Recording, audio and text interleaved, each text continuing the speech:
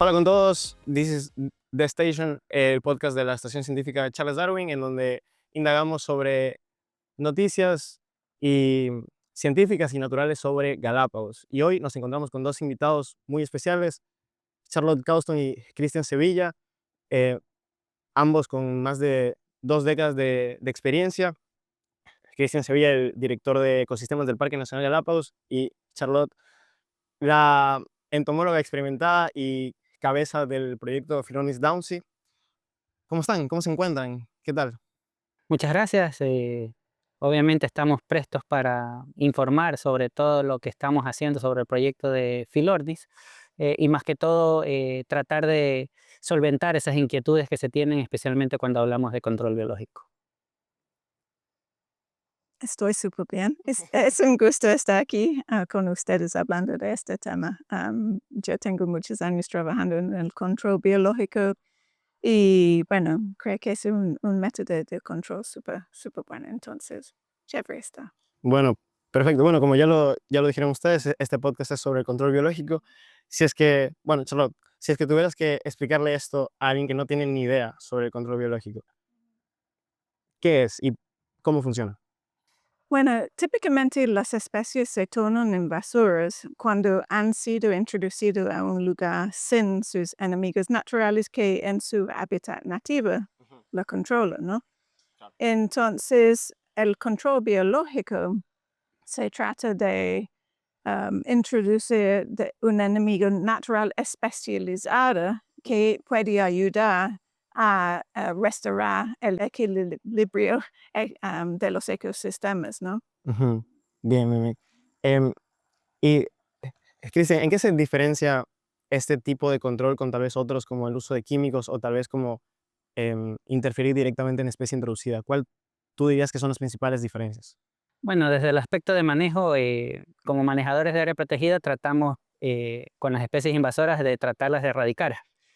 Muchas de estas especies que tenemos aquí en Galápagos, que son más de 1.600 especies, eh, muchas de ellas no son factibles todavía poderlas erradicar y tratamos de buscar métodos. Hay métodos químicos, hay métodos mecánicos, manuales Ujú, y también hay el método de control biológico. El método de control biológico históricamente en Galápagos creo que es el último método que utilizamos, ujú, aunque no debería ser así, pero es el método que con Filornis está funcionando. Por más de 10 años hemos buscado un método químico, un método de erradicación de esta especie y no lo hemos logrado. ujú, Hemos tenido éxitos con controles ujú, específicos en áreas, pero no la erradicación. Y es así que nos internamos en el proceso de buscar un agente de control biológico, como lo explicó Charlotte, y en estos últimos años hemos identificado y ya se han iniciado con los procesos, obviamente, de estudios y evaluaciones para ver si es efectivo y especialmente lo más importante como manejador es que esas especies que se vayan a introducir como agentes de control biológico no causan un impacto mayor del que la especie introducida ya está causando. ujú. Bien, bien, bien, bien. Sí. Y cabe mencionar que el control biológico Ujú.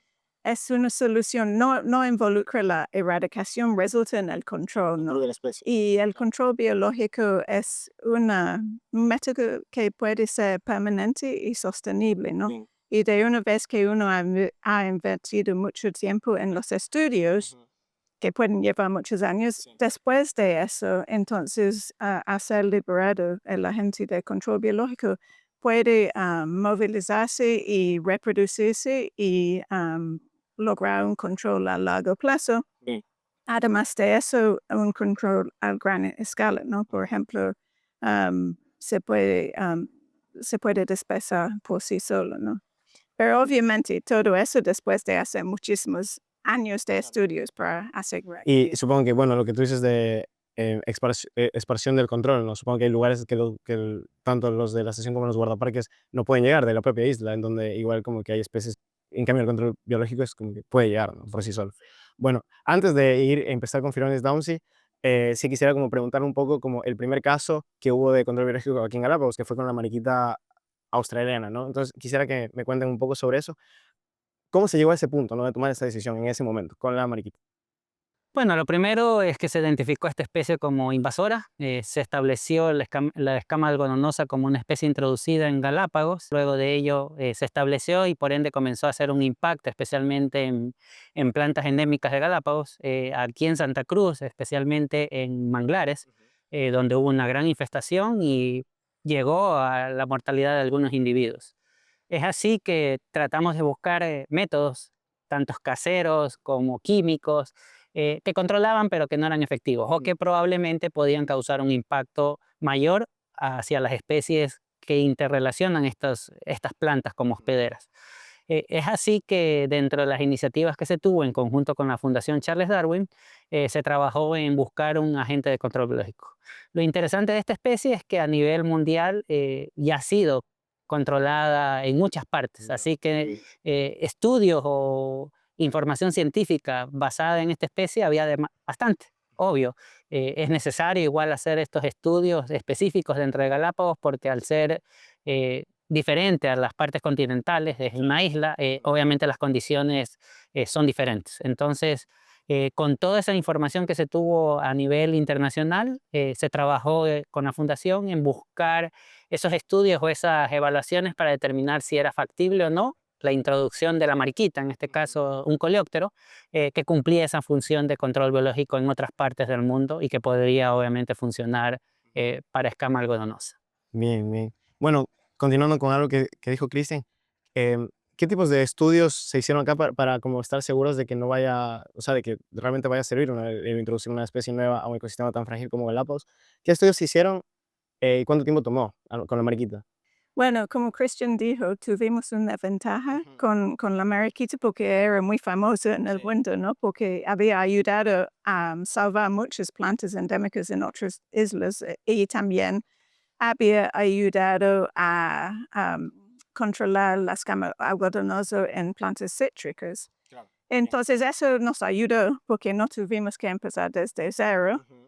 Y, pero sí era muy importante hacer estudios para confirmar que la mariquita no iba a afectar especies que son Endémicas endémicas de Galápagos, ¿no? porque, perdón que te interrumpa, pero yo entiendo que sí fue una ventaja tener otros estudios, pero es lo que dices tú, ¿no? Hay como especies que solo hay acá y que claramente en los otros estudios no hay. Exactamente. Y, por ejemplo, había un tipo de escama aquí, Ujú. que es muy especial, que se llama la perla de tierra. Mm.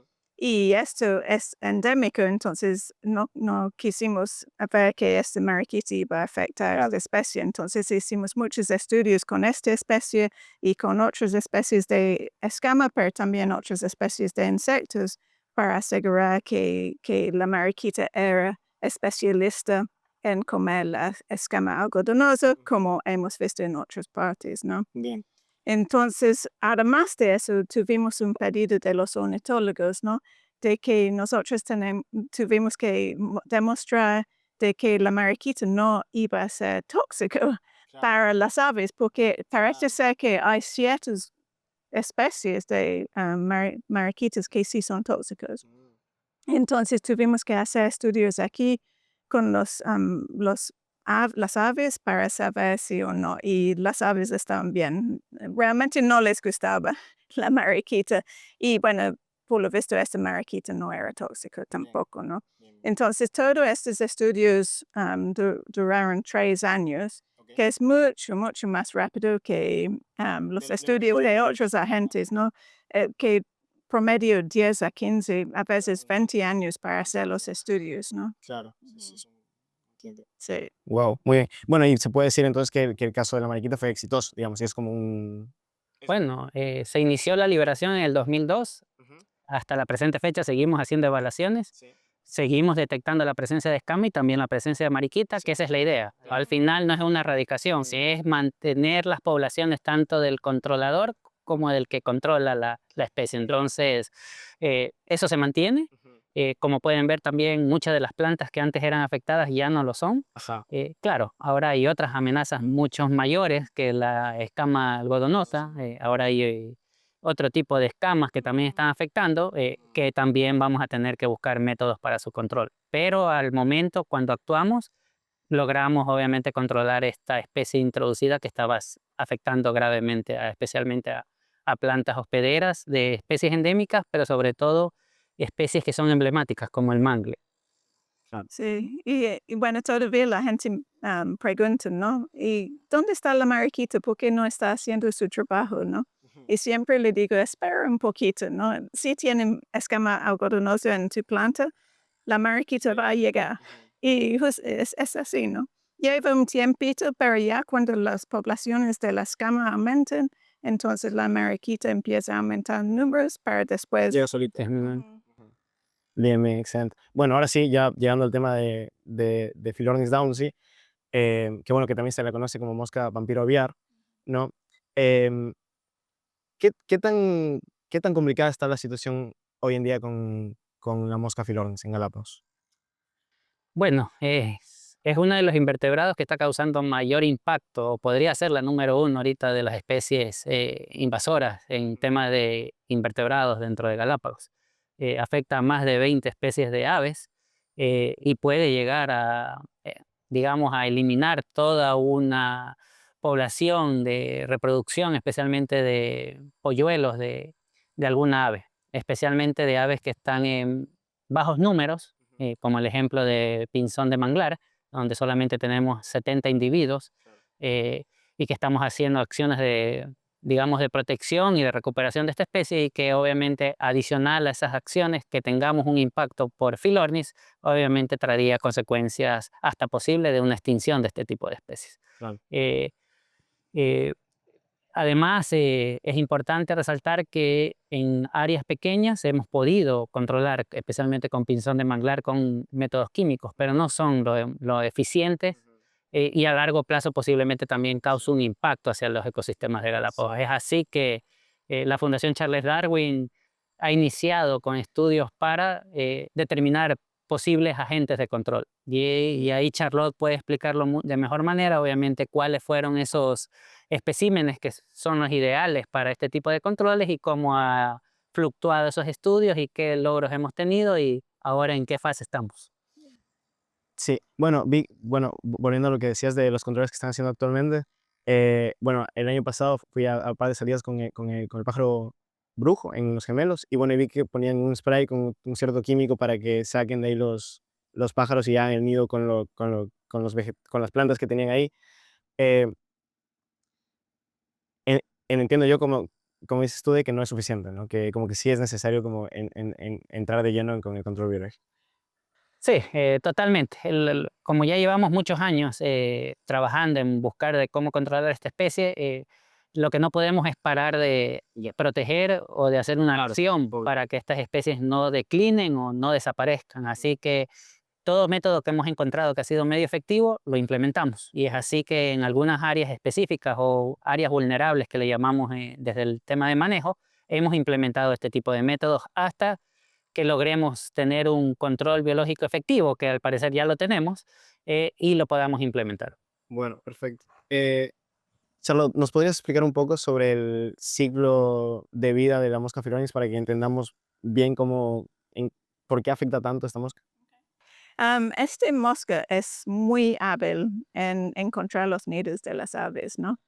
Y de una vez encontrado, pone sus huevos dentro de los nidos y de ahí salen las larvitas, ¿no? Y las larvitas van a las narines de los pequeños polluelos, a veces a los canales auditorios, y empiezan a comer de la sangre y tejidos de estas áreas, ¿no?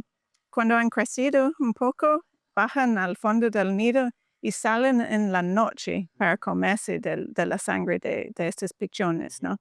Entonces, por eso tienen el nombre mosca vampiro aviano.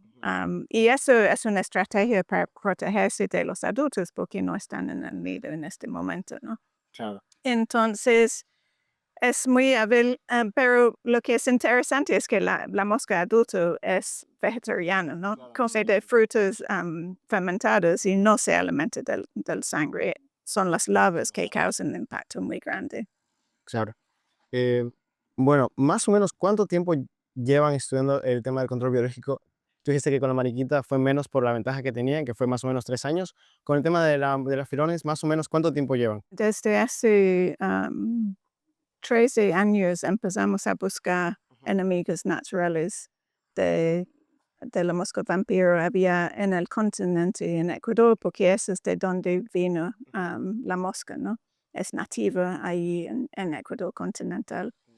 Y bueno, fue algunos años encontrando las especies que son enemigas naturales y viendo cuáles tal vez tenían potencial de servir como agente de control biológico, ¿no?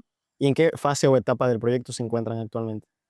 Bueno, ya llevamos 12 años haciendo los estudios sobre 2 especies de enemigos naturales que tienen potencial porque por lo visto son más especializadas en la mosca vampiro aviar. Todavía faltan algunos, pero estamos en buen camino, especialmente con una especie. Bien. Y bueno, volviendo un poco a los controles que se están haciendo actualmente, ¿nos podrías un poco contar qué controles se manejan para que, bueno, como tú dijiste, las especies no se extingan hasta que realmente haya una solución un poco más consistente? ¿Cómo son los controles? Bueno, en áreas especialmente vulnerables como los gemelos que tenemos, estamos recuperando el pájaro brujo, el pinzón de manglar en el norte de Isabela, estamos utilizando métodos químicos. Es rociar digamos, un pesticida así. Obviamente es un pesticida que está demostrado, hemos hecho los estudios de que no causa un impacto significativo tanto en otros invertebrados como también en las aves. Eh, Claro, a usarlo a gran escala podría causar un daño, pero lo estamos utilizando específicamente en áreas como pinzón de manglar y pájaro brujo. En estas áreas lo que hacemos es rociar alrededor del nido este químico y luego salgan las larvas, sean eliminadas. O a su vez también ahora estamos utilizando métodos de poner material vegetativo, material, digamos, no tan natural, pero que sirve para que los aves hagan sus nidos, para que ellos naturalmente lleven ese tipo de material hacia sus nidos, que ya está impermeabilizado con el químico. Y con ello, obviamente, también hay un control efectivo de las moscas en sus nidos. En el propio nido. Ajá. Ya. Eso es básicamente lo que hacemos. Adicional, obviamente, también dentro del control biológico también hacemos un monitoreo de la mosca Phylornis para determinar y también para capturarla, porque para hacer todos estos análisis es necesario tener individuos para hacer los análisis y ver la efectividad del control biológico con este tipo de especies. Así que también al final es un estudio de investigación, pero que también ayuda a controlar este tipo de individuos en algunas poblaciones o especialmente en islas como Santa Cruz, donde estamos haciendo los estudios específicos. Bien, ya lo dijiste, pero ¿será que puedes repetir a cuántas especies de aves más o menos está afectando la Phylornis? Al menos están determinadas 22 especies, pero Endémicas de Galápagos. endémicas de Galápagos. Viendo un poco hacia el futuro, ¿no? Y como ya viendo un poco más allá, tal vez ya si es que el control biológico se funciona y es exitoso, ¿qué significaría eso para Galápagos en general y para las especies de aves tan icónicas como los pinzones, que bueno, se conocen como los pinzones de Darwin, ¿no? Entonces, si el control biológico resulta ser exitoso, eh, ¿qué significaría este logro para Galápagos? Bueno, además de conservar los pinzones y otras aves pequeñas de Galápagos, también vamos a asegurar que los servicios ecosistémicos que proveen también van a seguir, ¿no? Por ejemplo, son polinizadores de plantas, son dispersores de semillas y también son controladores de plagas, ¿no? Y especies invasoras. Entonces, es muy importante que eso sigue, ¿no? Para mantener los ecosistemas como queremos, ¿no? Además de eso, como tú mencionas, son aves icónicas los pinzones de Darwin, ¿no? Entonces queremos asegurar que sus procesos evolutivos siguen, ¿no? Por eso están muy visitados las Islas Galápagos, ¿no? Y muy famosas es por estos mismos procesos evolutivos. Bien, bien, excelente. Bueno, y ya como para cerrar, Cristian, ¿cómo ves, de vuelta, si es efectivo el control biológico, cómo ves a la biodiversidad de Galápagos en unos 20 años más o menos? ¿Y qué quisieras que las futuras generaciones piensen de las decisiones que se toman hoy en día? Bueno, lo primordial es, como autoridad ambiental, nos interesa seguir conservando y protegiendo las especies endémicas y nativas de Galápagos y sus ecosistemas. Especialmente, como lo dijo Charlotte, su función ecológica. Es muy importante el tema del endemismo de las especies, pero más importante es la función ecológica que estas especies cumplen dentro de cada ecosistema. Como autoridad ambiental, lo que tratamos, y en conjunto con nuestros socios estratégicos como la Fundación Charles Darwin, lo que tratamos es de mantener conservadas esas especies que ya tenemos. Hablamos de que todavía mantenemos el 95% de todo Galápagos, digamos, intacto. Lo que tratamos es que muchas de esas especies que han sido afectadas por especies invasoras o actividades antropogénicas o cambio climático, varias amenazas que tiene Galápagos, lo que tratamos es de que se mantengan y que generen o mantengan esa resiliencia, es decir, generen esa reacción de poderse mantener en el tiempo, no solamente en números, sino también en su pool genético y también en sus ecosistemas. Con ello, creemos que a futuro vamos a seguir manteniendo este patrimonio natural y por ende nuestras siguientes generaciones van a poderlo visualizar, y creo que desde el aspecto educacional hemos sido muy exitosos en Galápagos, y creo que las futuras generaciones van a ser mucho más efectivos o posiblemente van a hacer mejores acciones de las que nosotros estamos implementando para seguir protegiendo y conservando este patrimonio natural que no solamente es del Ecuador, sino también del mundo. Excelente. Bueno, muchísimas gracias. Ha sido un podcast muy enriquecedor, tanto para mí como para el público que nos está viendo. Y bueno, esperemos que el control biológico sea efectivo y que se pueda controlar esta especie tan peligrosa como la mosca Phyllornis. Sí, muchas gracias. Ya, muchas gracias a ti. Y bueno, muchas gracias a ustedes también que nos están escuchando. Síguenos en nuestras redes sociales y estén atentos para los próximos podcasts.